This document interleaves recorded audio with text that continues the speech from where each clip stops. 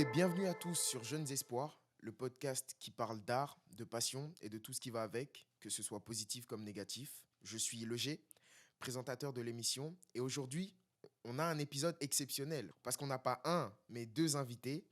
Le premier est le GOAT qui nous a fabriqué ce générique bouncy et sucré, comme toutes ses prods d'ailleurs, allez checker sur YouTube. Vous l'aurez compris, on est dans le champ lexical du sucre, donc évidemment, nous sommes avec Sucre Beats sur Instagram. Le U, c'est un V, donc allez chercher. Comment ça va, mon ref? Bah ça va bien et toi? Ouais, ça va tranquille. Tu sais que t'es le premier beatmaker slash producteur de l'émission. Oh Ça là fait là, plaisir. ça fait plaisir, ça me touche. D'être le premier. The first one. Yes, le précurseur. Exactement. Le deuxième est un artiste 3D de génie et graphic designer, inspirant et polyvalent. C'est mon frérot version finale sur Instagram. Comment ça va? Merci frérot, merci pour l'invite et honnêtement ça va très très bien. Ça va très très bien. Présentez-vous en vif là, pour ceux qui ne vous connaîtraient pas et qui auraient envie de découvrir votre travail. Bah moi c'est Sucre aka Sucre Beats. Ça fait je sais pas combien de temps ça fait exactement, mais on va dire que ça fait 2 ans que je fais des prods. Mm. En tout cas de manière professionnelle entre guillemets. Et là, ça va faire à peu près 6 mois où je fais des prods H24, donc je suis en freelance. Et donc j'ai ouvert ma chaîne de Thai Beat, ce qui m'a lancé un petit peu dans l'industry. Et aujourd'hui, on est venu discuter tranquillement art.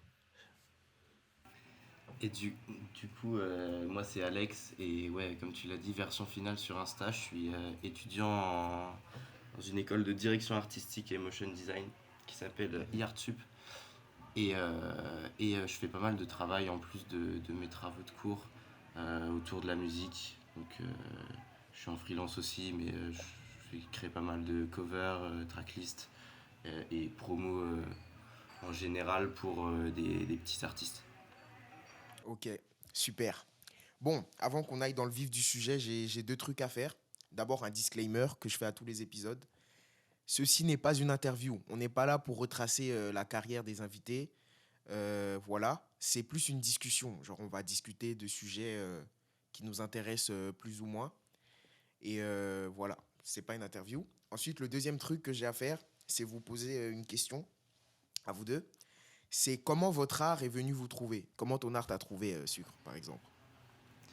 Bah moi en fait ça s'est fait assez naturellement parce que déjà mes deux parents faisaient de la musique. Bon mon père il a arrêté parce que c'est un peu ses parents qui l'ont forcé, mais du coup il a fait partie d'un orchestre où il faisait de la clarinette. Je l'ai appris que l'année dernière, hein, donc je suis sur le cul encore. Euh, et ma mère elle a toujours fait du piano classique. Et il y a quelques années de ça, elle a décidé de reprendre des cours de piano, vu qu'on avait un piano droit chez nous Mm, quand j'étais encore à Perpignan. mm. Et je sais pas, ça m'a intéressé de l'avoir pratiqué. Du coup, j'ai demandé moi aussi à prendre des cours de piano. Et je suis tombé sur un mec qui était vraiment adorable, qui venait à la maison, qui m'a appris le générique des Simpsons que je ne sais plus faire d'ailleurs. Mais ça m'avait super intéressé et je sais pas par quelle occasion c'est tombé à peu près en même temps. Mais j'ai un collègue qui m'a dit et mec, j'ai trouvé un crack de FL, vas-y viens, on fait de la musique, on fait des prods pour rigoler. Mm. Et j'ai fait ok. Et depuis ce jour-là, bah, j'ai jamais vraiment arrêté. Où il y a juste eu une petite période où quand j'ai repris les études, ça a été un peu compliqué de tout enchaîner. Mm. Mais à partir de là, en fait, bah, j'ai décidé de reprendre encore des cours de piano, des cours de clavier. Là j'ai pris des cours de chant pour m'intéresser un peu plus côté artiste. Ouais. Et en fait, depuis, bah, FL Studio, il m'a jamais lâché. Bon, maintenant, c'est bon, rien n'est craqué, tout est acheté. Je voulais Mais faire la précision même. ouais. On va éviter de se faire attaquer Maintenant en c'est bon. justice. Maintenant c'est bon, tout est acheté, donc il n'y a plus de soucis. Ok. Il y a plus de soucis là-dessus, mais voilà comment tout m'a trouvé en fait. Waouh. Franchement, merci les darons et merci le poteau, hein. Évidemment. Et toi, Alex? Bah, moi, écoute, c'est à peu près au moment où j'ai commencé mes études après mon bac, où Hmm. je sentais que j'avais un peu envie de partir dans un truc créatif, mais sans vraiment avoir d'idée précise. Et c'est en apprenant avec l'école, entre guillemets, tout ce qui est plus technique, que Ouais. je me suis dit que là, vraiment, j'avais envie d'aller plus loin, j'avais envie de faire un truc aussi de mon côté, de lancer mes projets un peu perso pour lier en fait la technique que j'apprenais à l'école et les domaines qui m'intéressaient et la musique et tout ça quoi. Et donc là vraiment à partir en vrai ça fait pas si longtemps que ça mais que je m'y mets vraiment à fond et que j'essaye d'avoir des vrais projets en freelance, ça doit faire un an et demi quelque chose comme ça tu vois. Ouais. Bah, Donc voilà, c'est un peu venu en même temps que la découverte de la technique graphique et de la culture graphique, ouais. donc vers mes 18-19 ans, sachant que j'en ai 20 là, donc c'est récent. Ouais. Bah, en tout cas, merci l'école encore. Et, Ouais, de ouf. et pourquoi vous avez genre accepté l'invitation? Parce que on se connaissait pas. J'arrive, je vous pitch le podcast. Voilà, genre vous auriez pu dire non. Et j'ai eu des noms du coup. Donc je me dis pourquoi vous avez accepté? Ça me fait plaisir, hein. Pensez pas le contraire, mais je veux savoir. Je veux savoir. Moi, honnêtement, frérot, bah déjà, moi, ça me fait plaisir aussi parce que tu viens nous voir en nous disant que on a un travail qui t'intéresse. Mm. Euh, Pouvoir parler de notre travail en tant qu'artiste, je pense que c'est quelque chose qui est archi important. Donc, euh, donc pourquoi pas le mettre en avant en fait. Et ça, c'est un bon moyen de le faire. Alors Ouais. pour moi, Mm. c'était oui directement, sans trop d'hésitation. Ok. Bah moi personnellement c'est à peu près pour les mêmes raisons, hein. C'est juste moi je regarde juste si les demandes si elles sont honnêtes ou pas, hein. Moi je suis ouvert à peu près à tous les projets Mm. et je sais pas, j'ai trouvé ça intéressant parce que bah après je pas comment dire, je suis pas très podcast donc je peux pas savoir si on a beaucoup sur la musique ou en tout cas sur cette nouvelle génération d'artistes et de magnifiques talents. Mm. Mais je sais pas, je me suis dit que ça m'intéressait et puis c'est toujours cool de pouvoir soutenir les gens qui démarrent et puis si ça peut lancer une carrière derrière, on est toujours à fond, hein. Bah merci beaucoup. Donc maintenant on peut passer au vif du sujet. Premier sujet, parce qu'il y en a plusieurs. Le talent, est-ce que ça existe? Voilà, première question brute comme ça, direct. Moi, je vais dire, moi, je vais dire oui et non. Genre, je pense surtout qu'il y en a qui ont plus de facilité que d'autres. Est-ce que ça, c'est le talent? Je pense on a tous un peu de ça, mais il y en a qui en ont plus. Du coup, est-ce que le talent, ça existe? Honnêtement, oui, si je dois être honnête. Moi, je suis plutôt d'accord avec ce terme de facilité. Mm. J'aime pas mal et je dirais que, en tout cas pour le domaine graphique qui est plus visuel, peut-être que Sucre aura pas du tout la même vision que moi, Mm. mais c'est possible d'avoir des facilités quand on parle de dessin par exemple. Quand, Ouais. Parce que en fonction de les cerveaux des gens fonctionnent pas de la même manière. Il y a des gens qui ont des mémoires plus visuelles ou qui se représentent mieux les formes dans l'espace. Mm. Et du coup, bah, ça donne vie à des facilités en dessin. Il y a des gens qui ont plus de facilité, ça c'est un fait. Par contre, si t'en fais rien et que tu le travailles pas, bah, ça reste qu'un petit truc dans le fond de ta tête et elle sert pas à grand chose. Ouais, exact. Et en fait, il faut forcément du travail pour accompagner tout ça. Mm. Parce que, bon, pour le dessin, ça fonctionne, c'est cette histoire de facilité, mais imaginons, en restant toujours dans ce domaine graphique, qu'on te mette devant un logiciel de création compliqué, t'as aucun. Enfin, en première instance, personne n'est à l'aise avec l'interface, personne sait comment il faut faire, et là on peut dire que c'est complètement du travail et que ça a rien à voir avec des facilités quoi. Ouais. Donc je dirais que ça dépend du domaine, mais que oui forcément il y a un peu en fonction des profils des facilités qui se dessinent, même si elles sont toujours accompagnées par du travail quand les gens se donnent à fond quoi. Ouais, ça joue en tout cas. Bah écoutez, je pense qu'on a à peu près tous la même vision des facilités, entre guillemets. Il n'y a pas vraiment de talent. Peut-être que s'il y en a, en tout cas, c'est un talent qui se fait dès le plus jeune âge. On peut pas être prédestiné forcément quand tu es encore dans le ventre de ta mère. Tu peux pas savoir Ouais, ah bah tiens, moi j'aurai des facilités dans le sport et je vais devenir sportif de haut niveau. C'est forcément plus dans l'environnement dans lequel tu baignes. Et bon, même si je pense que les caractéristiques physiques, elles peuvent affecter. Des fois, si t'es pas très habile de tes mains, généralement, t'es pas le meilleur en dessin. ouais, Après, bah, le talent, personnellement, je pense que ça se travaille. Et bah, même si c'est pas exactement le bon terme, les facilités, ça se travaille. Et que il y en a sur lesquelles, comment dire, il y en a sur lesquelles elles se chevauchent un peu, dans le sens où si tu es quelqu'un de créatif, forcément, bah, tout ce qui va être lié au domaine de la création, même si tu es juste très bon en dessin, bah, forcément, vu que tu sais mieux réaliser sur papier ce que tu as déjà en tête, quand tu te mets à la composition, tu as quand même une aisance, enfin une légère aisance, quoi. Ouais, ouais, c'est mm, sûr. Ça. Donc pour moi, après, forcément, bah, quand t'as, comment dire, euh, tout se travaille. Donc même si ça te prend des heures, des journées pour avoir, enfin des mois, des années pour avoir un niveau intermédiaire et que certaines personnes l'auront dès le début, mm. euh, tu vas l'avoir le niveau forcément au bout d'un moment à force de le travailler. Donc je pense qu'il y a des facilités, mais tout est réalisable si on se donne les moyens. Ouais, en gros, ça fait pas tout, quoi. Genre, c'est, comme vous avez dit, c'est un muscle, entre guillemets, si on peut dire ça comme Ouais, ça. ouais. Ça se travaille.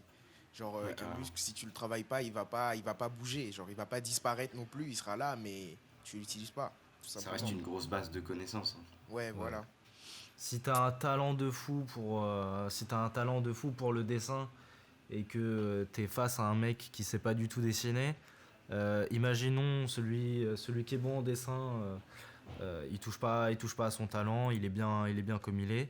Mm. Celui qui sait pas dessiner, au bout d'un an, il le rattrape, hein. Ouais. C'est simple que ça, Et, hein. Et moi, et je j'ai Faut, une pense faut que pas le technique. se mérite, limiter le à son mérite, il est talent, hein. là même. Genre, le mérite, il est dans le fait de pas être talentueux, en guillemets, et de pouvoir rattraper ceux qui le sont, justement. Nous, en Mm. étant, en étant en école, on a quelques cas comme ça où c'est vrai que tu as des gens qui arrivent et enfin, quand ils arrivent dans l'école, Mm. en vrai, quand tu sors du bac et que tu arrives dans une école, tu as des gens qui ont des niveaux super différents quand ça touche à l'art et que c'est un petit peu subjectif. Parce que Mm. tu as des mecs qui peuvent dessiner depuis qu'ils ont 5 ans et c'est des cracks absolus. Et d'autres qui s'y intéressent un petit peu, mais vu qu'ils se la donnent aussi, bah, ils sont quand même dans l'école, tu vois. Ouais. Mais on a eu le cas pas mal dans l'école. Alors, c'est déjà arrivé que les gens qui sont super talentueux se reposent un peu sur leurs acquis et les gens qui aient plus de difficultés, vraiment charbonnent de ouf. Et là, après 3 ans, bah, certains écarts sont carrément réduits, voire inversés, tu vois, par Ouais. rapport à ce que c'était au début. Donc, je pense que c'est qu'une question de temps, d'ambition et de motivation si on veut apprendre quelque chose. Mm. Ouais. Et est-ce que vous vous considérez comme talentueux ou est-ce qu'on vous l'a déjà dit? Bah moi on me l'a déjà dit, mais généralement quand quelqu'un te dit que t'as du talent, c'est que il voit pas exactement genre tout le travail que t'as fait derrière. Ouais. Généralement les gens qui s'intéressent pas vraiment au domaine de la musique, qui viennent voir comment toi tu fais, ils te disent ouais mais mec t'as un talent de fou et tout, alors que bah genre juste moi là j'ai décidé de juste prendre mon année pour faire que ça. Mm. Donc j'ai pris un niveau de bâtard, mais en même temps je fais que ça toute la journée. Donc Ouais. le travail peut être perçu comme du talent, mais je me considérerais pas comme talentueux. On va dire que j'ai les facilités parce que bah, maintenant mon oreille elle est travaillée et je sais comment la musique ça fonctionne et je commence un peu à m'intéresser plus en détail à vraiment le côté artiste, comment est-ce qu'on mixe un son, comment on mixe son master, la production. Donc forcément j'ai avoir un petit peu plus de facilité à rentrer là-dedans, mais bon, c'est surtout du travail, quoi. Ouais. Je pense que c'est ça, les gens qui sont pas dans le domaine, vu qu'ils s'y sont jamais vraiment intéressés, ils se rendent pas compte qu'il y a un travail derrière. Pour eux, c'est juste du talent. T'es fort et puis voilà, basta.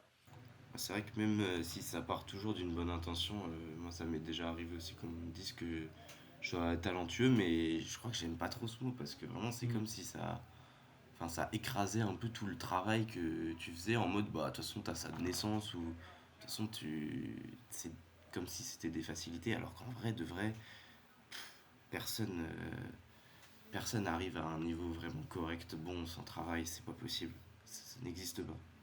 Euh, du coup, est-ce qu'un artiste talentueux vaut mieux qu'un qui s'est construit sans talent? Je sais pas vraiment si on peut comparer.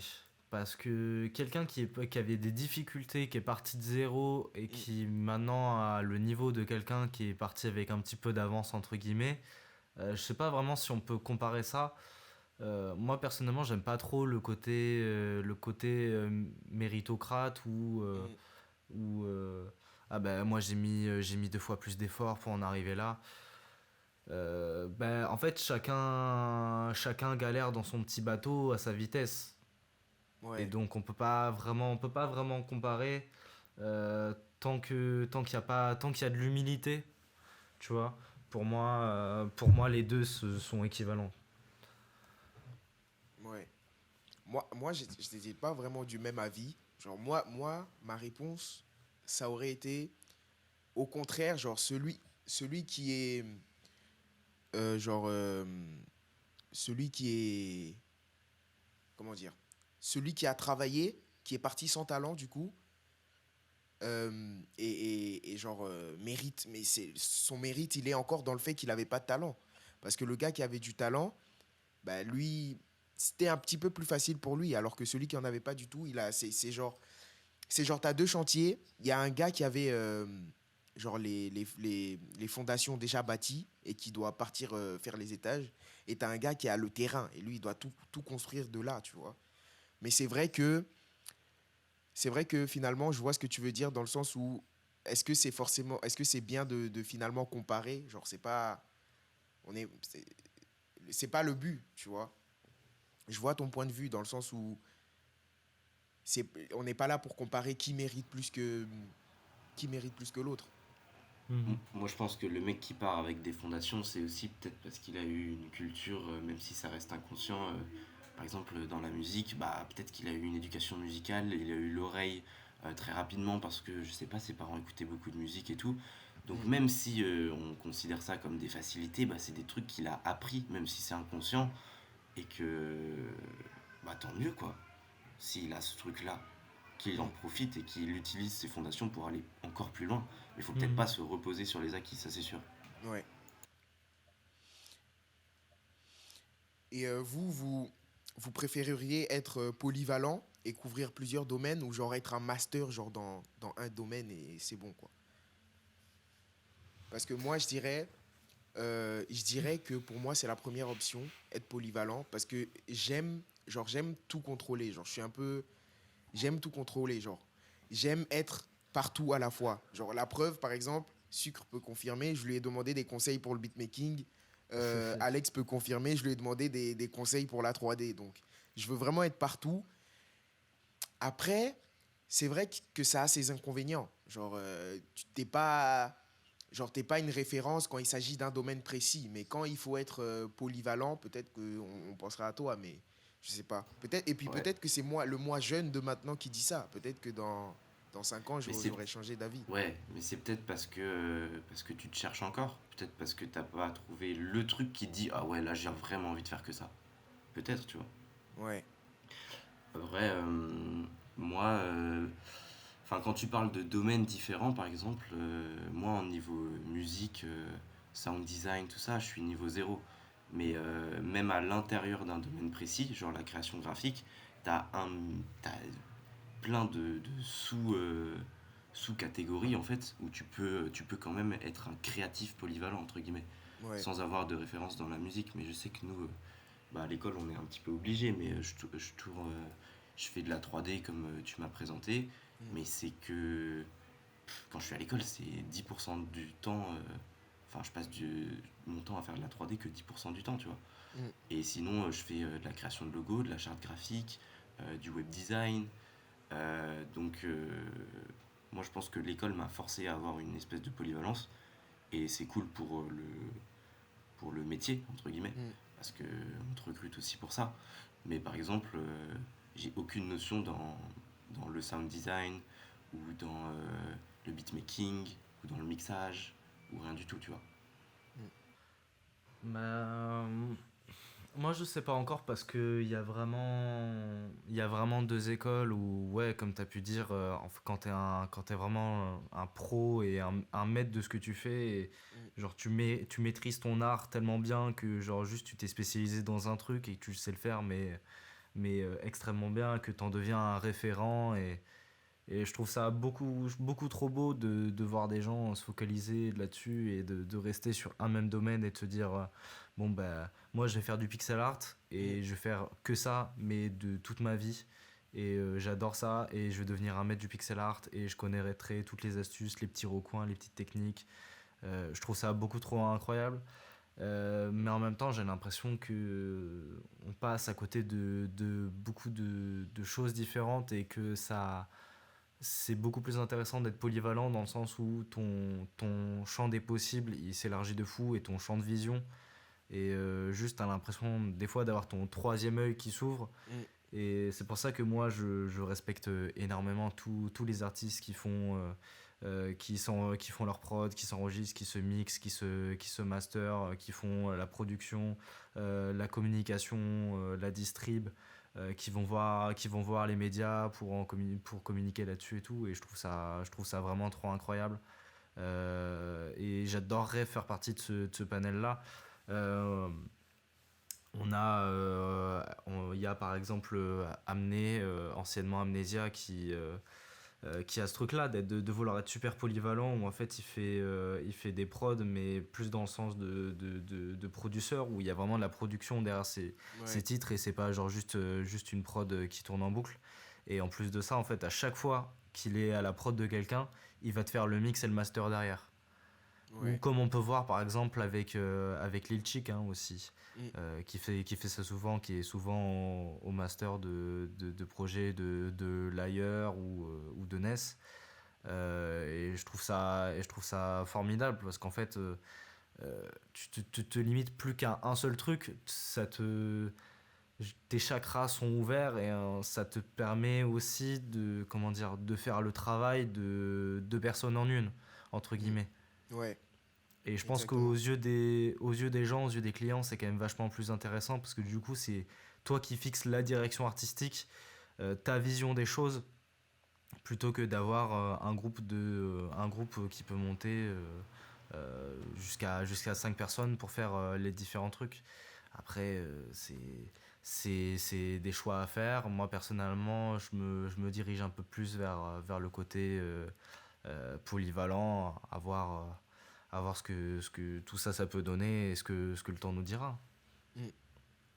Voilà. Ouais, c'est pas faux. Et du coup, vous pensez quoi des écoles d'art? Qu'est-ce que vous en pensez? Bah, écoute, ça c'est une très belle question. Il y a pas mal de gens qui en ont parlé récemment. Mm. Je pense dans le domaine à Justin Buisson, Ouais.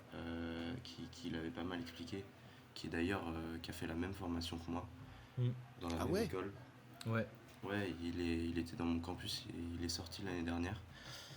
Donc il, il a dit des trucs qui étaient super intéressants, mais je trouve que en fait il y a beaucoup de gens en école d'art qui abandonnent parce que ils se disent que l'école à un moment a plus rien à leur apporter, et Mm. que vu que c'est quelque chose d'artistique, le diplôme à la fin c'est cool. Tu vois, on a un diplôme, mais ce qui compte vraiment c'est ce que tu vas pouvoir montrer à ton employeur, c'est ton portfolio entre guillemets. Ouais. Donc en vrai, le diplôme sert pas à grand chose. C'est-à-dire que tu peux réussir, tu peux faire de très belles choses et être embauché dans des super studios, faire des projets de fou euh, en n'ayant pas de master. C'est pas indispensable. Mais, euh, mais moi, j'ai trouvé que c'était. Enfin, je suis toujours, hein, mais ça a été super utile pour moi parce que ça donne des bases solides, autant en technique que en culture, la culture graphique. l'ouverture à tout ce qui se fait et tout ça, c'est peut-être quelque chose que j'aurais pas eu si j'avais été dans mon coin, que j'avais essayé d'apprendre en autodidacte. Et c'est peut-être ce que j'ai de plus, entre guillemets, enfin, genre un petit peu un bonus euh, sur les gens qui n'ont pas fait d'école. Après, ça dépend beaucoup des profils. Certains se sentent, enfin, sentent pas forcément avoir besoin de ce truc-là. Ouais. Il y a beaucoup des écoles, surtout pour la création graphique, qui sont privées. Donc c'est un investissement aussi, tu vois. Mm. Faut faire faut faire la balance, savoir si ça vaut le coup. Moi, je te dirais que oui, pour moi, dans mon entourage et même dans ma classe, il y a des gens qui, même en troisième année, là, se disent que peut-être c'était pas forcément nécessaire. Ça dépend beaucoup des profils. Moi, je pense que c'est un sujet à double tranchant. Genre, parce que je pense que le fait d'aller en école, genre, je trouve que ça officialise, genre, ça scolarise quelque Ouais, chose carrément. que, genre, t'aimais faire de toi-même et, genre, c'était un plaisir, quoi, tu vois. Et, Mm. genre, le fait que ça, je sais pas comment ça se passe du coup en école, mais je pense qu'on vous note, non? Il y a des Ouais, notes. ouais, c'est ça, ouais. Le fait de noter, genre, constamment et de juger constamment, genre, ça peut vite dégoûter du truc. Mais après, je pense que dans un autre sens, ça aide. Parce que ça t'apprend plein de choses, comme tu as dit, du coup. Ça, genre, rien que l'histoire et les méthodes, tu vois. Il y a des méthodes auxquelles, si tu les avais pas vues en école, tu n'aurais pas pensé pour t'exprimer, tu vois. Mais c'est Et, certain. mais je pense que finalement, c'est pas obligatoire, c'est pas forcément nécessaire, mais c'est pas inutile non plus, tu vois. C'est un des moyens d'apprendre, finalement. C'est Exact. pas, c'est C'est pas pas. le moyen, mais c'est On un n'est des pas. moyens. On n'est pas en médecine, on n'est pas en ingénierie. Ça veut dire qu'il y a des domaines où tu es obligé de passer par les études, tu es obligé Ouais, de bouffer des cours de technique. Tu peux pas, t'as pas d'autres moyens. Nous, c'est possible. Je pense que bon, dans la musique, je sais pas trop comment ça se passe pour les écoles, mais je pense que c'est à peu près la même chose. Les domaines un peu de la création, on a cette voie-là de l'école qui n'est pas obligatoire. Moi, elle m'a beaucoup apporté et je suis très content d'être passé par là parce que je sais pas si j'aurais réussi sans. Mais il y a plein de gens qui réussissent sans. chacun choisit son, chacun choisit son chemin du coup. Parce que moi je pense que si j'avais genre l'occasion de pouvoir faire une école, je la ferais. Mais genre il y a beaucoup de gens quand j'ai demandé, on m'a dit non, fais pas d'école, passe en Ouais, autodidacte. Mais genre en autodidacte, déjà même, on va pas parler du niveau du fait qu'il faut que tu aies une motivation. Alors qu'à l'école, genre tu es tenu de venir, tu payes et genre si tu viens pas, c'est toi qui perds finalement. Quand tu es autodidacte, tu comptes sur ta motivation, ton envie d'apprendre.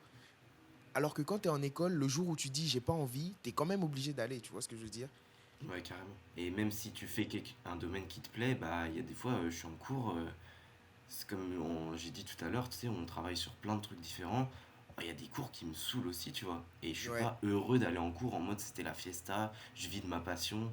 Il y a des Mm. trucs, des fois, j'ai vraiment pas du tout envie d'aller sur certains cours. Parce que c'est la vie, tu vois, t'as des matières qui t'intéressent plus que d'autres, et voilà, c'est comme ça.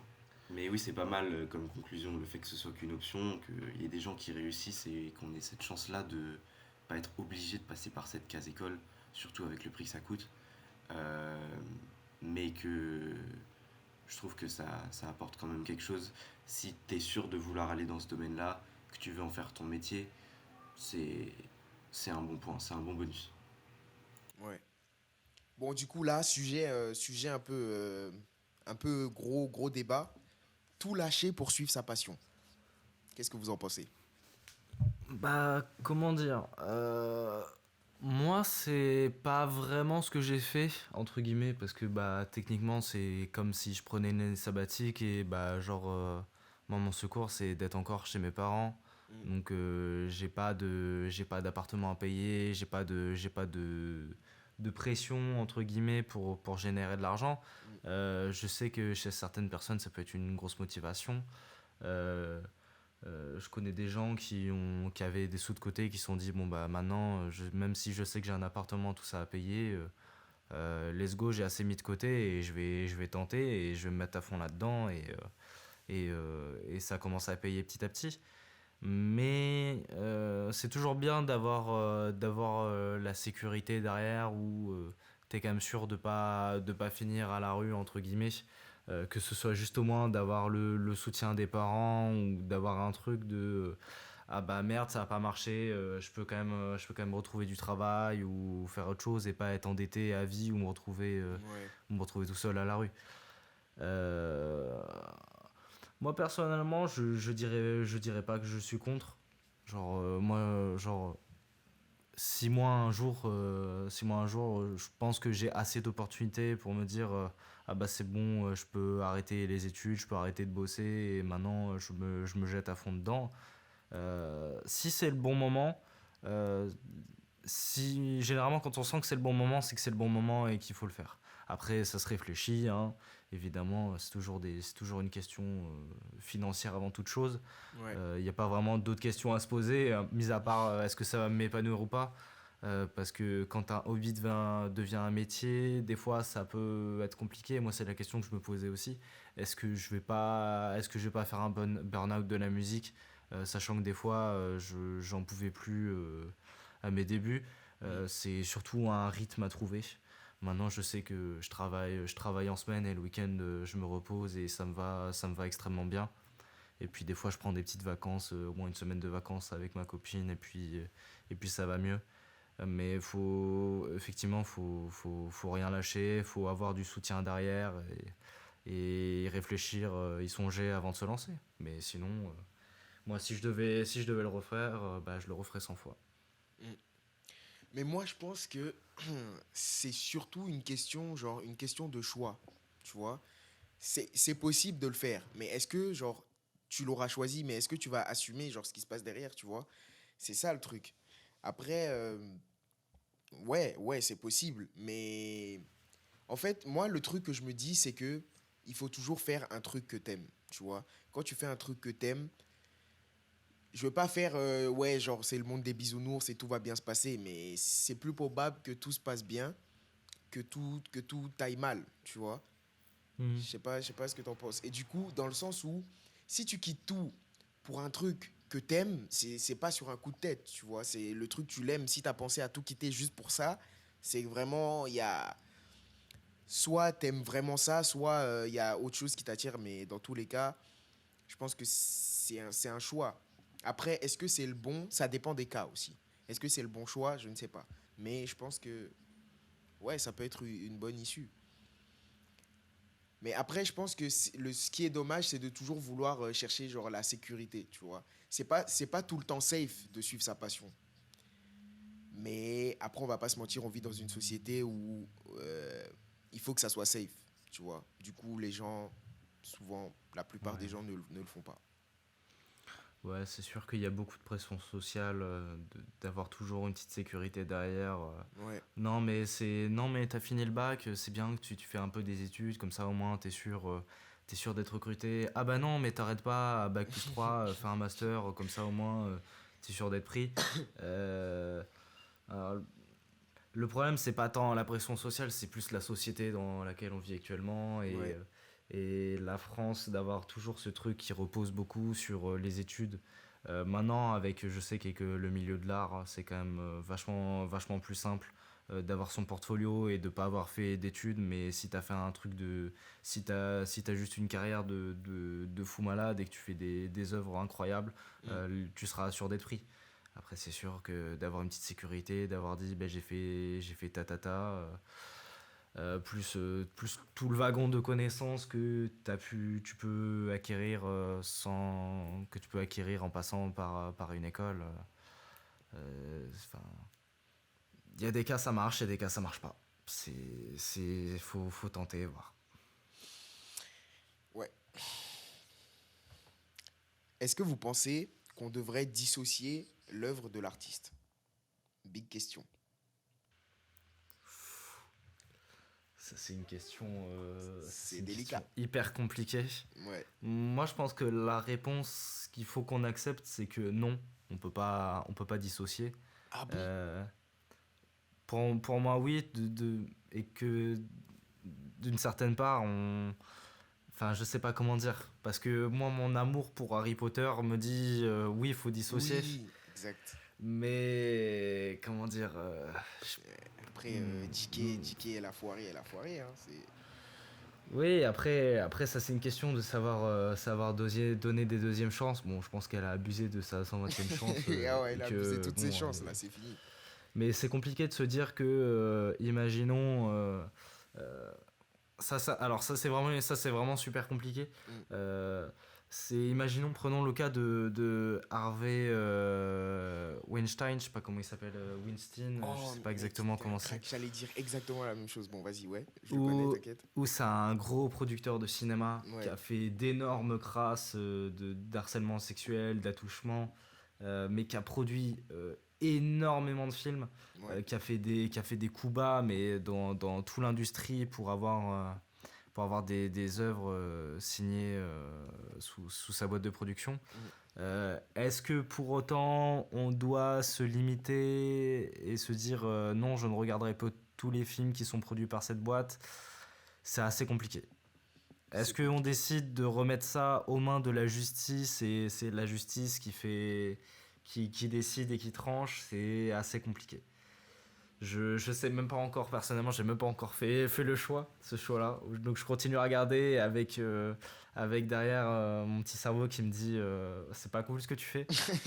Donc il y a des choses comme ça. C'est- enfin, si on repart dans le cinéma aussi, hein, Roman Polanski. Mm. Il y a des œuvres que j'aimerais bien regarder de lui parce qu'elles ont marqué le cinéma, mais bon, l'homme qui est derrière, Ouais. c'est assez problématique, on va pas se mentir. C'est compliqué comme question. Ouais. Et C'est ça vraiment Est-ce qu'on touche genre- peut un truc, apprécier les œuvres d'art d'Adolf Hitler sachant le Wow! bonhomme? Oh là! Voilà. Non, Là, non, mais. là t'as changé ma vision, là, quand même, là. Ce nom-là.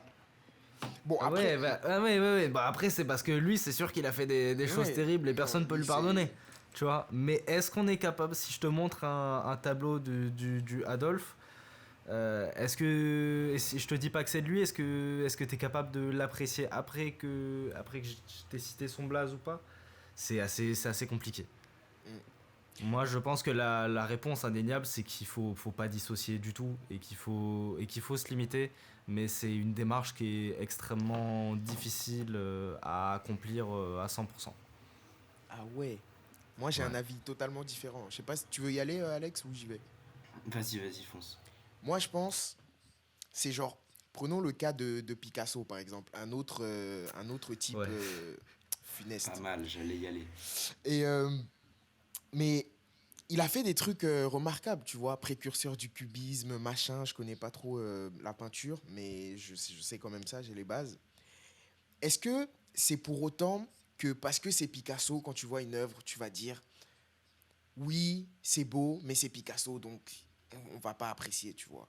C'est ça, je me dis. Mais après, je peux comprendre que ça offense les gens ou les victimes, par exemple, de Harvey Weinstein, de voir qu'on met ces films en avant parce que, justement, il y a cette image de glorifier euh, le producteur qui vient avec le film, justement, parce que son nom est associé au film. Mais je pense que c'est pas c'est pas parce que c'est pas parce qu'on promouvoit le film qu'on promouvoit ou qu'on cautionne les actes. Je sais pas si tu vois ce que je veux dire. Le film, il est là, c'est une belle œuvre, on va le regarder, mais justement on va le regarder comme tu as dit avec la petite voix derrière qui dit on pense à toi Harvey, t'étais pas un bon type, mais ce film il était bien. Et genre c'est pas en mode on cautionne, mais c'est juste on profite de l'œuvre sans penser au gars. Mais je vois aussi le point de vue du fait qu'on puisse se dire c'était des sacrées merdes et du coup de pas regarder du tout parce que on peut se dire ah je suis soutien de ça vu que je regarde, tu vois. Pour moi, c'est compliqué. Ce sera toujours compliqué. Et même si après là, on va partir dans des sujets extrêmement sensibles, hein, mais si on part sur le changement climatique et le véganisme, moi personnellement, je suis en très grande majorité d'accord avec le fait qu'il y a quelque chose à faire côté individuel. Après, là, je pense que ça reste quand même plus une question de faire bouger les grands organismes Et juste de faire marcher les gouvernements et que juste ils puissent, entre guillemets, prendre de grandes décisions. Parce que c'est assez compliqué de se dire que nous petits hommes que nous sommes entre guillemets responsables que de la minorité. En Ça, fait, c'est compliqué, genre, c'est chaud. En fait, tout est compliqué. moi, je m'étais fait une réponse précise, mais en fait, finalement, il n'y en a pas. Parce que, Ouais. en vrai, je comprends ce que tu veux dire dans le sens où, genre, c'est les grands trucs. Par exemple, je crois que c'était Polanski, non? Après le scandale, il est quand même nominé, tu vois. Là, je comprends qu'il y a un Ouais. problème. Là, je comprends qu'aux Oscars, ils sont encore nominés après le scandale. Genre, là, il y a un souci. Là, c'est vraiment. Et plus On qu'être met la lumière nominé, sur lui alors que. il a gagné. Ouais, tu vois, c'est ça. Mais après, est-ce que regarder ses œuvres, c'est le cautionner? Ça, non. Mais le glorifier en tant que lui, en tant que personne, et ses actions, non. Mais son œuvre était bien. Après, encore une fois, c'est compliqué. Il y a des fois, on a même envie de dire que c'est au cas par cas, mais si on commence à faire au cas par cas, Bah, on n'en tous les finit trucs qu'on pas, doit tout faire au cas par simplement. cas, ouais, on n'en finit jamais. Ouais. Ah bah cette question-là, tu Ah, t'embarques dans un truc. Hein. si.